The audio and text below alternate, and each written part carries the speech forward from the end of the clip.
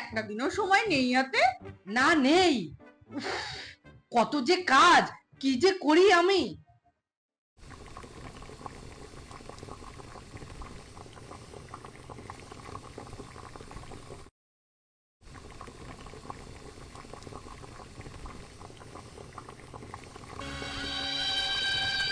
শোন বাছা, তুই তো কালই ওই রাজপ্রাসাদে চলে যাবি।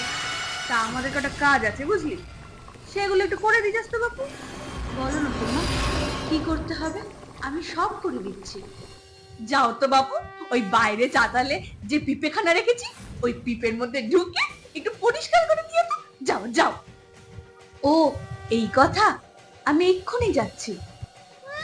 যা খাচ্ছি মজা, আজ তোর একদিন কি আমার একদিন।